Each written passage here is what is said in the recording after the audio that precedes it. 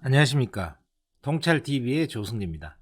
오늘은 최고수 투자자는 누구일까? 이런 제목으로 여러분께 말씀을 드리겠는데요.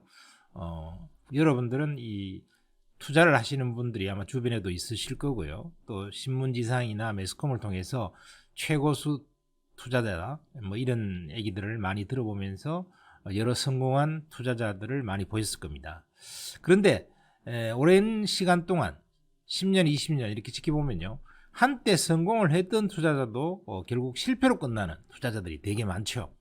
그 다음에 별로 두각을 못 나타나다가 꾸준히 시간이 많이 지났는데 나중에 굉장히 큰 주식 부자가 된 경우, 또 부동산도 보면은 부동산이 아주 갑부가 되는 사람들을 많이 볼 수 있습니다. 그러면 진정한 최고수 투자자는 누구일까? 이런 것들을 우리가 한번 본질을 살펴볼 필요가 있겠다, 이렇게 말씀드릴 수 있겠습니다. 그러면 어떤 투자자가 진정한 최고수일까요? 이 성공한 투자자가 행복한 것이 아니고 행복한 투자자가 성공한다, 이런 말이 있습니다. 결국 행복한 투자를 해야만이 성공할 수 있다는 것이고요. 이 투자 자체를 즐기는 사람만이 장기적 관점에서 최후까지 생존해서 결국 최고의 승자가 될 수 있다는 것을 우리가 알 수 있습니다. 이 불행한 천재 투자자는 진정한 최고수가 아니라는 것이죠. 한때 성공을 했다 할지라도 결국 중간에 실패를 하거나 최후가 비참하다고 하면 그걸 과연 우리는 최고수 투자자라고 할 수 있겠습니까? 결국 천재 투자자라 할지라도 불행하다고 하면, 또 끝이 좋지 않다고 하면 최고수가 아니다, 이렇게 볼 수 있겠죠.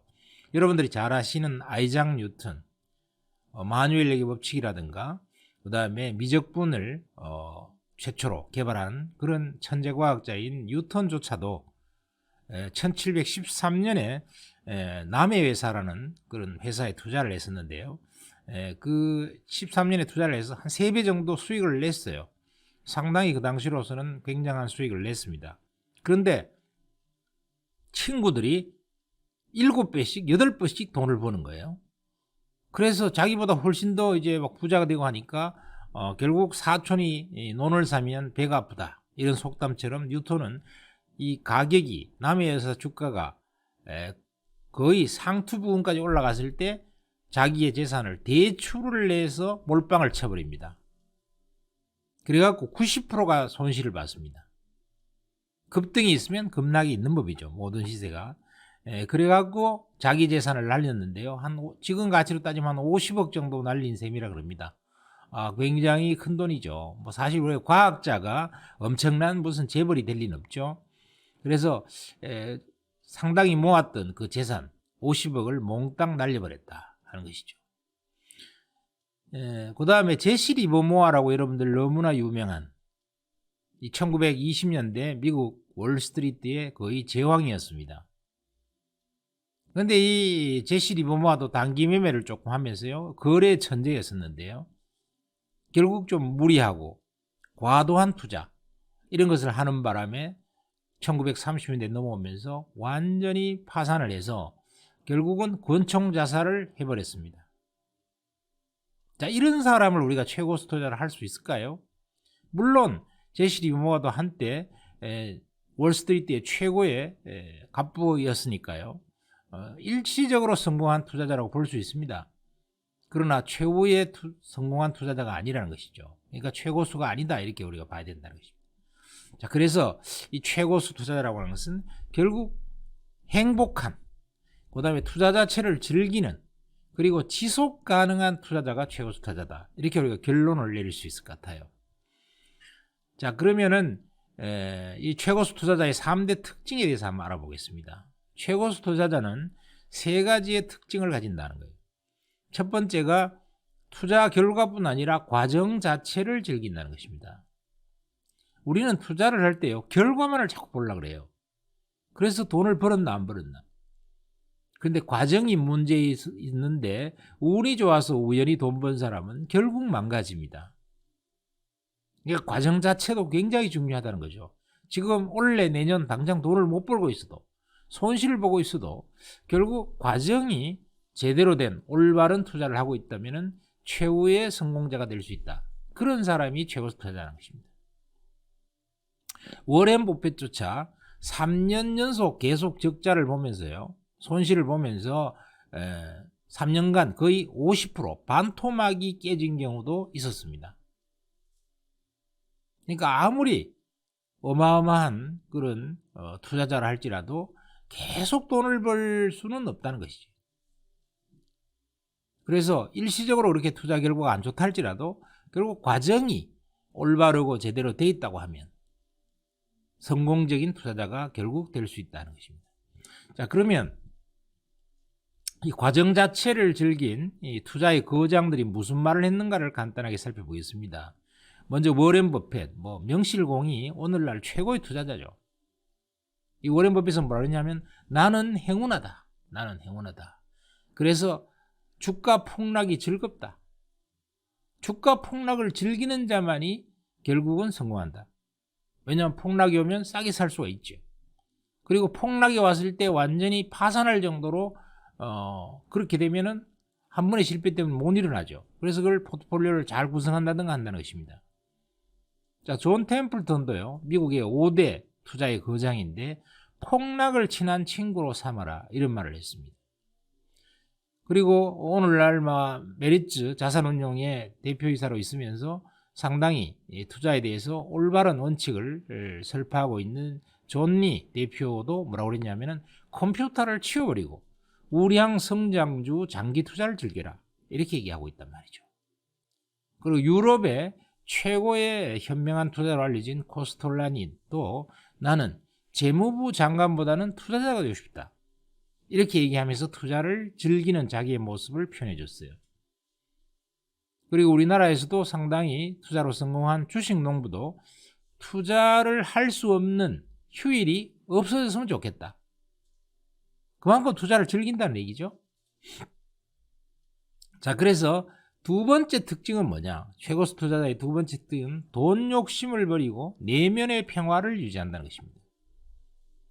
그래서 가치 있는 좋은 것을 남이 모를 때 싸게 사서 비쌀 때 판다. 이러면은 내면의 평화가 유지되겠죠. 가치 있는 좋은 것을 남이 모를 때 싸게 사서 비쌀 때 판다. 우리가 돈 욕심이 마구 일어날 때는 아이작 뉴턴처럼 가격이 너무 폭등해서 너도 나도 인기에 쏠릴 때, 그때는 욕심이 우리 내면에서 막 일어나죠.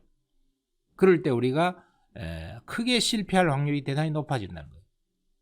그리고 위기와 패닉을 즐기면서 기다려야 된다. 위기와 패닉은 늘 증권시장에서 친구처럼 다가옵니다.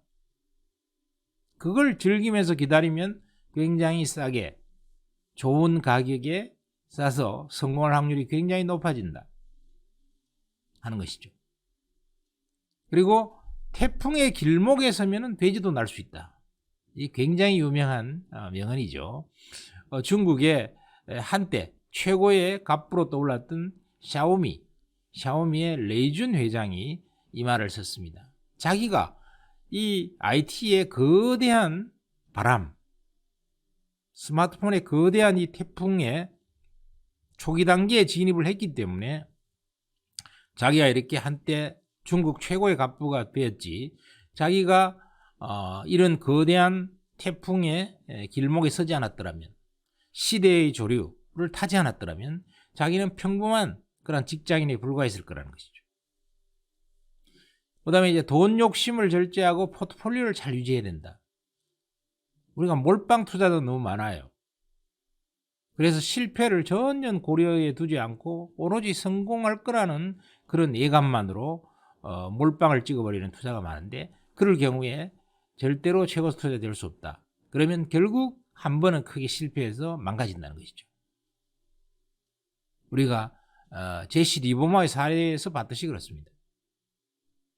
그래서 최고수 투자자의 이 특징, 마지막 세 번째 가장 중요한 특징을 말씀드리면요, 투자를 이기기 게임이 아니라 지지 않기 게임을 하는 자입니다. 보통 대개 실패하는 투자자들 주식도 그렇고 부동산도 그렇고 다른 것도 마찬가지예요. 이 투자에 크게 실패하는 사람들의 가장 큰 특징이 이기 게임을 한다는 것입니다. 그런데 최고수 투자자는, 지속 가능한 투자자는, 그리고 마지막까지 남아서 승부에 성공하는 투자자는 어떤 투자자냐 하면 바로 지지 않기 게임을 하는 투자자다. 이런 사람들이 최고수 투자자라는 것입니다. 그래서 결론을 내보면요, 지속 가능한 투자자가 최고수 투자자라고요. 우선 살아남아야 계속적으로 누적적인 수익을 챙겨갈 수 있죠. 그런 면에서 워렌 버핏이 오늘날 세계 최고 투자로 등극한 것도 바로 지속 가능한 투자를 했기 때문에 성공한다. 사실 수익률로만 보면요, 워렌 버핏보다 수익률 높은 사람이 너무나 많습니다. 그러나 왜 워렌 버핏이 세계 투자자로 등극하고 있는가? 지속 가능한 투자자, 지지 않기 게임을 하는 투자자.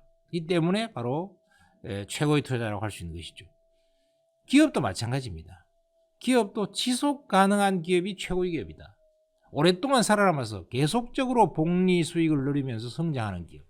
이게 진짜 거대한 기업이 되는 것이죠. 그리고 지속 가능한 투자가 최고의 투자다.